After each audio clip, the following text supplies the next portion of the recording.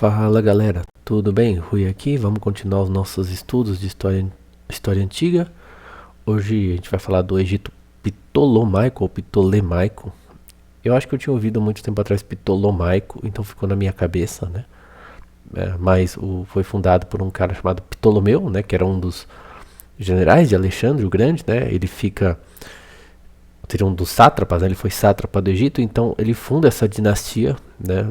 Quando tem a crise sucessória de Alexandre, né? Os vários generais que ficaram cada um encarregado de uma província, cada um cria um reino, né? E Ptolomeu ficou ali no Egito, né? Então vocês veem dois bustos de Ptolomeu, um dele como um faraó, né? E um dele grego, né? Então só lembrando você de se inscrever no canal, que a gente tem toda a história da Grécia, desde ali dos minoicos, né? A gente fala de filosofia, da arte grega, falando de Homero, se Homero existiu, se ele não existiu, se a Guerra de Troia existiu ou não existiu. Temos também duas playlists de introdução à lógica, mais a maneira aristotélica, tomista, né, baseada no livro de um padre inglês que fez também do cardeal Mercier, que foi um cardeal católico, que fez um curso de filosofia baseado em São Tomás de Aquino, né? Então a gente tem essas introduções à lógica, comentamos um pouquinho o livro de lógica do Mário, embora acho que não inteiro, né? E a gente vai continuar com toda a história ocidental, vamos falar de Idade Média, vamos falar mais de São Tomás de Aquino, de catolicismo, né? Então, se é do seu interesse, fique aí no canal que a gente não tem muito prazo para acabar, tem toda a história do Ocidente, talvez eu queira fazer uma história da China, da Índia, e filosofia e arte, trivia, então se inscreva aí, curte e segue com a gente aqui. Então as condições que os Ptolomeus encontraram no Egito, né, era essa de regular a administração, religião e vida social e usá-las para um novo propósito, né? Eles chegam nesses reinos, nesses lugares com tradições e costumes bastante antigos e eles querem meio que usar isso, né, para se manter, né, como governantes, né, usar essas tradições, né. Então, além disso, eles precisavam de soldados e dinheiro para se proteger e disputar contra os outros reinos helenísticos, né. Quando Alexandre o Grande morre, tem meio que uma crise, né. Então, uma das coisas que vai acontecer é que, a gente falou disso no vídeo passado, né, não tem fronteiras muito claras, né. Então todo mundo sabe que tem reis, né, mas não teve muito essa definição, né? Então as fronteiras são sempre disputadas, então eles estão sempre brigando entre si, né, esses reinos helenísticos, e também eles precisam dos gregos, né, para formar essa sustentação, justamente por causa do que vem agora, né? Os nativos não eram leais aos estrangeiros, não tinham arte da guerra macedônica, os macedônios evoluíram muito, né, e tinham um jeito bastante específico de lutar, né? E no geral viviam de uma economia primitiva. Foi necessário trazer homens e capital da Grécia, esses porém não aceitariam ter status igual ao dos nativos. Então essa que é a questão, né? Eles estão, vai formar como ele fala aqui, também vieram para Alexandria, ele traduziu errado, né? Alexandria, para a cidade de Alexandria, né? Sírios, anatólios e sobretudo dos judeus. A Alexandria teve uma colônia judaica muito forte, inclusive tudo indica, se eu não estou muito enganado, mas quando José foge com Jesus e Maria para o Egito, né, ele vai provavelmente para Alexandria ou talvez alguma outra cidade onde tivesse uma colônia judaica ali, né. Mas também vai ter o Filon de Alexandria, que foi um escritor que tentou conciliar a Bíblia com a filosofia grega. A gente vai falar um pouquinho mais também dos judeus no Egito, em Alexandria, mais pro final desse vídeo. Porém, os estrangeiros, juntos com os gregos e macedônios, eram uma mera superestrutura, a base era os egípcios. Então, vai ter meio que essa pirâmide social, poderia dizer, né? Então, e eles dependiam os Ptolomeus, como dinastia, dependiam sobretudo ali dos gregos, né? Em parte desses estrangeiros também. Então, não sabemos o que aconteceu com as elites egípcias, mas os templos e as tradições continuaram. O sacerdócio, o Egito, a religião egípcia continuou, né? Então, assim, o problema fundamental de Ptolomeu I, assim como o de Seleuco em seu império e dos sucessores de Ptolomeu, Seleuco era um outro dos generais que criou um império mais ali na Pérsia, na Babilônia, tá? Mais nessa região, se eu não me engano. Seu império era reorganizar seus estados orientais segundo novos princípios. levando em consideração a força e a persistência das tradições locais, os sentimentos e o caráter de seus novos súditos, mas sempre lembrando que o principal sustentáculo de seu domínio e os agentes de sua política não eram os elementos nativos, e sim a nova classe de dirigentes de seus estados, os gregos, os macedônios e os estrangeiros. Então fica meio que uma sinuca de bico, né? Você não dá para você depende dos gregos, né? Mas é claro que seria melhor você se sustentar com a população nativa, né? Mas se você começa a privilegiar os gregos, que foi o que aconteceu, né? Por que os nativos vão confiar em você, né? Se você tá, mas se você abandona os gregos, os nativos não vão te apoiar, né? Então fica essa coisa meio, né?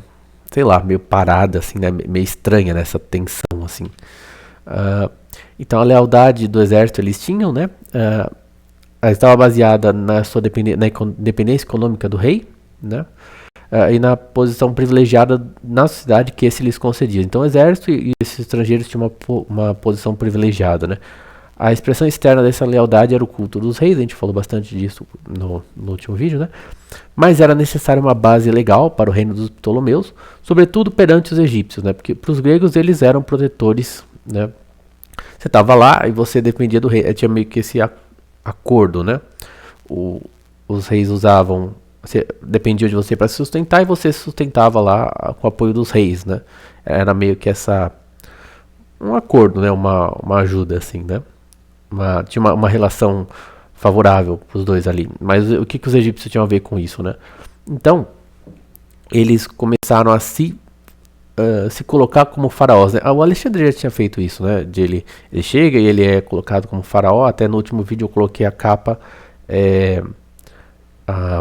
Alexandre, né? Com os chifres, né? Do deus Amon, né? Então foi bastante natural, assim, essa coisa, né? Então ele fala assim: Filadelfo, que é um dos reis dessa dinastia ptolomaica, e todos os seus sucessores fizeram o possível para conferir a essas antigas formas um conteúdo real, de modo a se tornarem na consciência dos nativos sucessores dos faraós, né? O Ptolomeu vestido de faraó, que nem vocês representado como faraó, que nem vocês viram ali na capa do vídeo. A história não se ocupa do que os Ptolomeus, como indivíduos, pensavam dessa deificação de suas próprias pessoas. Se sorriam quando nas paredes dos templos viam a si mesmos entrar de rituais egípcios, usando sobre a cabeça a coroa dupla. A coroa dupla é a coroa do Egito, porque vocês podem procurar a imagem disso na internet.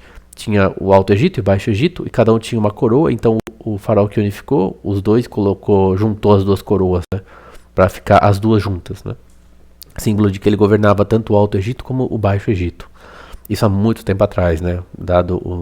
Com relação aos Ptolomeus, né? Acho que pelo menos não queria falar mais alguns milhares de anos antes, né? Eu não sei a data direito. É uma coroa bem antiga, né? Como reis, eles levaram essa deificação a sério. Quem pode dizer se nem mesmo eles não chegaram a sentir o fascínio da antiga e fervorosa religiosidade de seus novos súditos? Se eles, ou ao menos alguns deles, não acabaram acreditando que algum profundo significado esotérico estivesse consagrado na antiga e misteriosa religião do Egito? Seja como for, o importante é que eles aceitaram oficialmente a religião egípcia em sua totalidade, jamais tentaram helenizá-la ou modificá-la em qualquer aspecto. Se ocorreu alguma helenização de certas formas, ela aconteceu espontaneamente à medida que não egípcios se tornaram devotos entusiastas dos deuses do Egito e criaram para si uma versão helenizada de seu culto e formas helenizadas para suas representações. Então eles estão usando a religião egípcia como uma maneira deles de entrarem ali, né, na cabeça dos egípcios, né, digamos assim.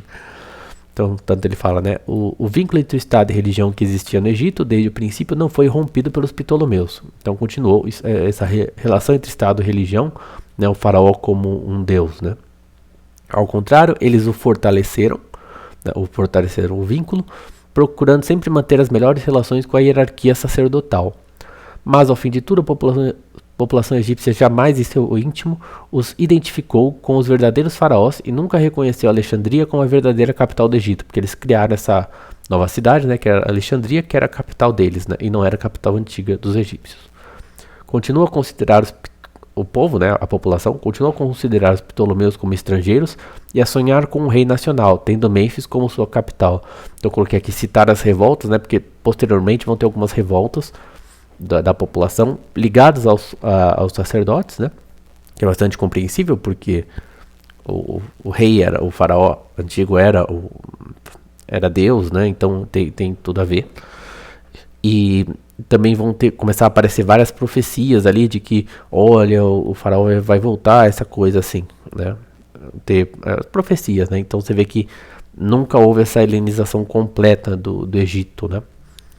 Ficou meio que separado. Vai ter uma interface ali, né? Então vai ter egípcios que vão se helenizar um pouco, vão ter gregos que vão se egiptizar, como a gente vai falar, mas ficaram 2 blocos ali, né? A Alexandria se tornou a maior cidade do mundo grego. A gente vai falar da economia logo em seguida, então houve um crescimento muito grande econômico ali do Egito, vai ser muito rico. E os gregos tinham suas próprias instituições, como na cidade-estado, mas as leis estabelecidas por elas não valiam para os não gregos, né?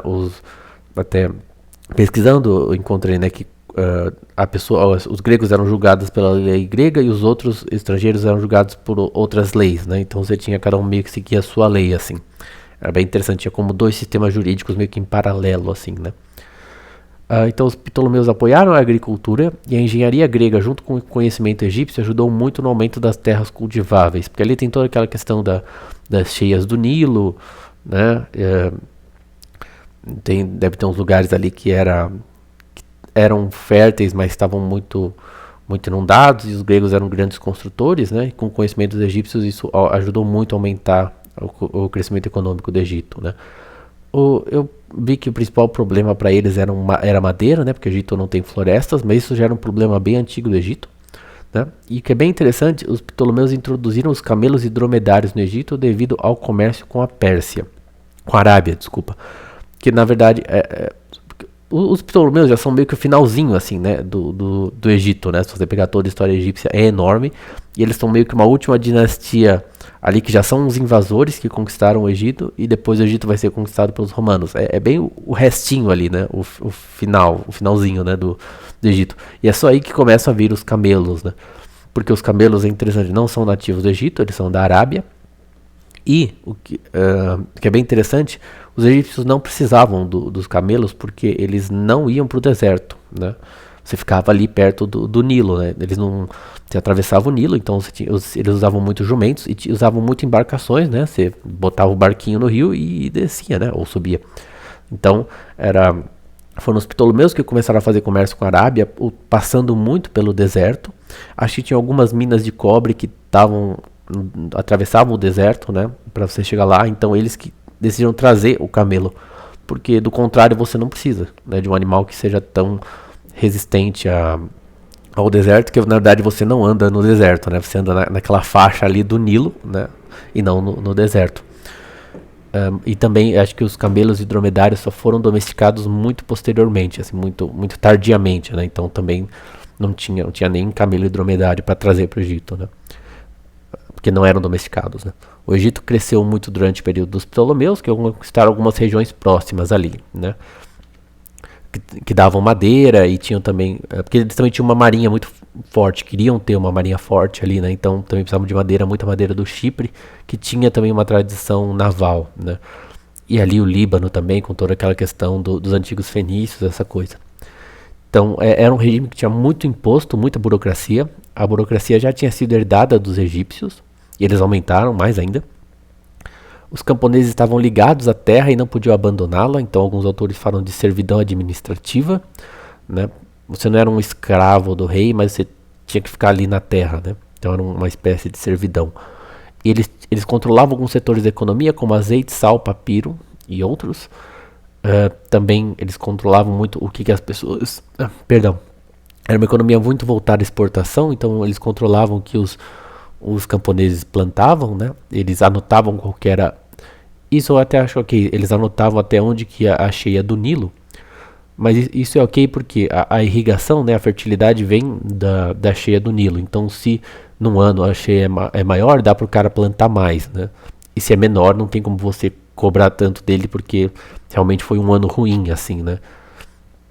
Então, tipo, ok, né? Você tinha que saber se a condição estava melhor ou pior, né? Para saber o quanto você ia cobrar de imposto, né? Ou se o cara não estava escondendo alguma coisa, né? E se realmente foi ruim, você não pode cobrar demais dele, né? Mas é interessante depois, quem se interessa por isso, pesquisar a respeito, porque houve historiadores que falaram que esse período do Egito é um período que é meio que um precursor do Estado planificador, e hoje em dia parece que os autores já consideram esse período mais como um Estado muito forte, mas que não queria acabar com a propriedade privada, né, com a iniciativa privada. Propriedade já é mais estranho, porque realmente a terra era dos faraós, né, dos Ptolomeus, e eles tinham essa servidão administrativa em que eles até controlavam o que a pessoa iria plantar, né? Mas tinha muita atividade comercial também privada, até empréstimo de dinheiro, então os autores veem como um regime bastante centralizado, mas não que queria acabar com a propriedade privada e não realmente planejador nesse sentido. Mas tinha um estado bastante dirigista, a gente diria, né? Então, comparar um pouquinho a vida em Alexandria, que era a capital, com o interior, sobretudo a vida dos gregos, né? Então, o autor fala: Alexandria deu naturalmente à sua população ao menos uma aparência exterior de cidade grega. A tradução do Antigo Testamento para o grego mostra que os judeus de Alexandria falavam grego, assim como fazia a maioria dos egípcios que ali viviam. Mas nem os judeus, nem os egípcios de Alexandria jamais se tornaram gregos, seja em espírito, seja na aparência. Teria sido porque o helenismo de Alexandria não era uma solução pura, ou porque jamais alguém conseguiu transformar o espírito judaico? No entanto, em seus aspectos externos, Alexandria era e permaneceu até os últimos dias da civilização antiga helênica. Então, sempre tem os dois lados aqui, né? Tem os gregos ali, mas também eles não conseguem helenizar todo mundo, mas os caras falam grego, né? Essa é a versão chamada Septuaginta. Eu acho que alguma coisa assim, mas é porque a tradição, né, é que teriam 70 sábios, por isso é uma versão de 70, né, que fizeram a tradução, cada um fez a sua tradução, e quando eles foram ver era a mesma, tava igualzinha, né? Essa é uma história que se conta, né? Os historiadores modernos não acreditam nisso de jeito nenhum, né? Mas eles traduziram, então, porque os judeus que estavam morando no Egito, já os mais jovens não sabiam ler em hebraico ou aramaico, né, a língua que estava a Bíblia, né, então eles traduziram para o grego. E essa foi uma base também para os primeiros cristãos, muitos que estavam ali em Alexandria, né? Tanto que vai ter uma escola apologética ali de Alexandria, logo no começo do cristianismo, né? Então, também se você conhece um pouco dos primeiros cristãos, eles também, muitos eram de origem hebraica, mas os nomes pelos quais a gente conhece eles são nomes gregos, né? Então, acho que Estevão, se vocês forem procurar alguns desses primeiros mártires, porque eles estavam nesse mundo helênico, né? Tanto que muitas vezes o Novo Testamento foi escrito em grego, né? Tem muitos momentos em que falam assim, seja judeu ou grego, né? Nas primeiras discussões ali entre os cristãos, tanto os judeus quanto os gregos, né? Porque eles eram ou gregos, né, ou convertidos ou gregos que converteram, ou os antigos judeus, né. Então, e às vezes falam, cara, os medos, os sírios, né, porque tem também toda essa mistura ali, né, mas é bem interessante. Se esses neo-helenos não conseguiram helenizar em espírito, nem mesmo eu acho que teve algum errinho aqui, mas tudo bem. Os demais habitantes de Alexandria causaram ainda menos impressão sobre os gregos. Então, se os gregos de Alexandria constituíam um novo tipo humano, isso se devia ao seu novo ambiente e às novas condições de vida. Então, quer dizer, não foi tanto o contato com esses povos, né, que causou uma mudança nos gregos, mas essa nova situação em que eles se encontram, né, que eles realmente admiravam ali, ou esses povos, né? Era uma outra situação e não o contato com esses povos. Sem dúvida, os gregos, como nação dominante, tentaram organizar sua vida nos lugares à moda grega, né? Ele bota ali em francês, à la grecque. Assim como em Alexandria, em qualquer lugar onde um grande número de gregos vivia, devemos supor a existência de um ginásio e palestra. A existência de escolas elementares gregas é tornada evidente pela preservação tanto dos cadernos de exercício dos meninos, quanto dos textos que eles estudavam. Havia também templos gregos. Banhos ao estilo grego foram construídos. As novas cidades provavelmente também tinham praças ladeadas por colunatas à maneira grega e alguns edifícios públicos no estilo grego. Os gregos naturalmente tentaram manter-se unidos o máximo possível e preservar a semelhança dos gregos. Ou talvez preservasse a semelhança dos gregos, né? Bom, eles liam livros gregos, ouviam música grega, iam a peças e balés, talvez balés ter traduzido errado, mas bailes, também apresentações gregas, né? Acho que eu botei para traduzir do inglês pela IA e às vezes ela dá esses erros, então desculpa. Mas os festivais gregos, né? Dança grega, né? Os mais ricos iam a Alexandria e enviavam seus filhos para lá. Aí agora aqui os gregos do interior, que já é mais uma outra situação, ele vai descrever de um jeito bem interessante.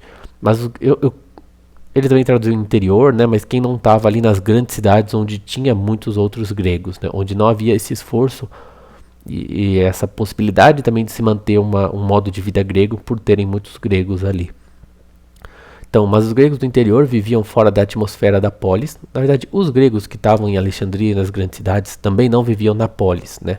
Era um negócio meio que para tentar imitar o que tinha sido a polis, né? Basicamente isso. Mas os que estavam no interior, menos ainda. Muito mais do que os gregos de Alexandria e das outras cidades do Egito, né? Estavam fora da polis. Sua rotina diária, todo o espírito de sua vida não era urbano e, portanto, não era grego, né? A vida grega é uma vida bastante urbana, né? Ou política, né, da polis, o que significa meio egípcio, né? Seria meio não grego, né, mas tudo bem. Como os egípcios estavam inteiramente absorvidos em preocupações materiais, ele é um pouquinho chato com os egípcios, né? Mas tá bom, vai. Mas realmente esses caras não estavam muito em condições de ter pensar muito além do material ali, né? Como eles estavam em completa dependência do rei. E também, bom, a gente não sabe, né? Não sei o quanto que isso foi estudado, né? Mas eu tô fazendo muito comentário, eu acho.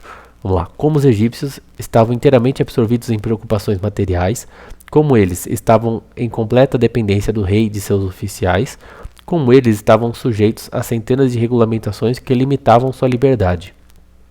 A maior parte das pessoas ao redor deles eram egípcias. Era difícil encontrar uma esposa grega para um soldado grego, enquanto as moças egípcias eram atraentes e disponíveis.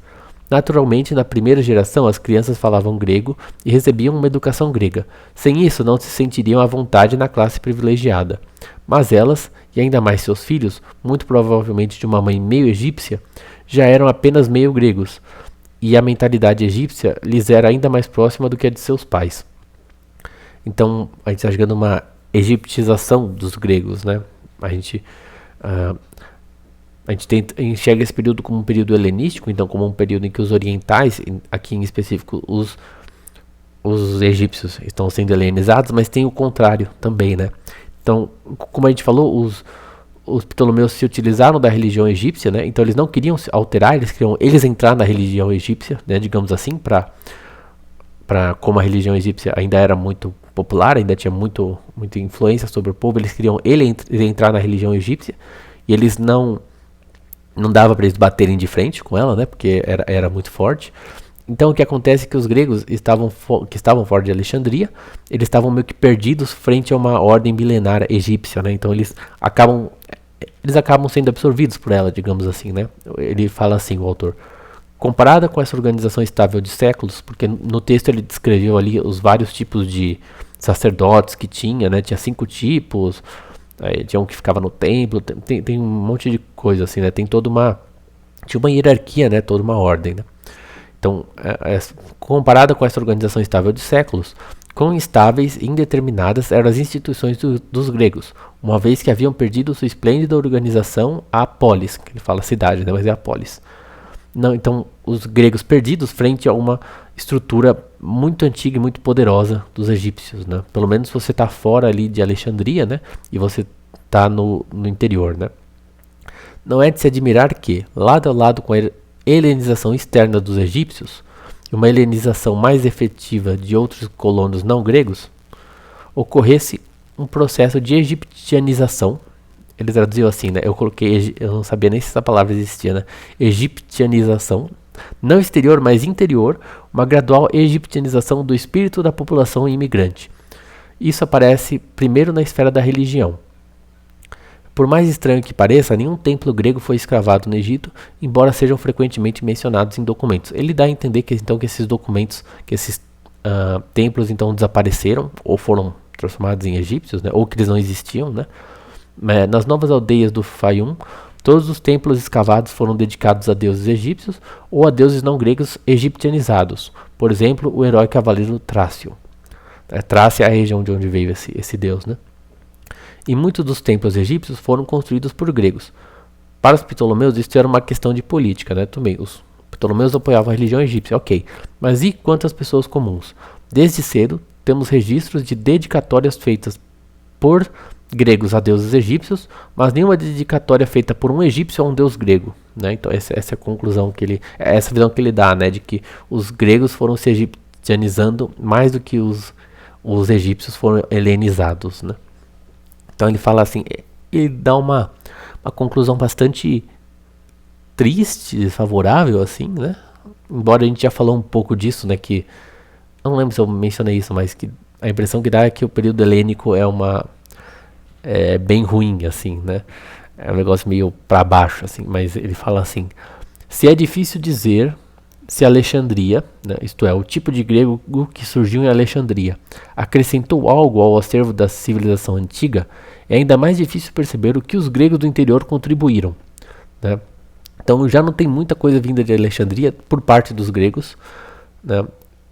Talvez dos outros povos até tenha algumas coisas interessantes, né, por incrível que pareça, né? Mas é que também quando a gente olha do ponto de vista como eu falei, né, principalmente os judeus que estão vindo, eles são muito, eles vão dar origem vão ser uma parte importante do cristianismo, né? Então, como o cristianismo ainda está aqui, né, e vai continuar por um bom tempo, a gente vê muita coisa interessante nesses judeus que foram helenizados, né? Eles já são como uma preparação para o cristianismo, né? Então, nesse sentido, eles aparecem até mais interessantes do que os gregos mesmo, né? Porque já é um período de decadência grega. É também um período de decadência do judeu também. Mas como vai vir o cristianismo, eles, na prática, eles estão numa ascensão, né? Então, eles são mais interessantes nesse sentido, né? Então, em suas cartas, os gregos, então, não falam de nada além de seus assuntos familiares e interesses materiais. Liam livros de muitos tipos, mas não há qualquer traço disso em suas cartas, nenhuma única citação, nenhuma única ideia com algum tom de leitura. Dinheiro, disputa sobre dinheiro, negócios, vida familiar em seu lado material, tais são os assuntos das cartas. Pode-se dizer que o papiro era caro, que era difícil enviar cartas, que nada podia ser escrito além do absolutamente necessário. Mas isso significa que nada que não fosse material era absolutamente necessário para o grego do interior. É uma observação bem legal, né? Sobre coisas materiais, ele frequentemente escreve com maior riqueza de detalhes, né? Então, um período bastante material, né? É isso, galera. Lembre-se de curtir, comentar, compartilhar, se inscrever. Lembra daquilo que a gente falou, né? Da série de lógica, toda a história grega. E é isso, muito obrigado, até a próxima. Valeu!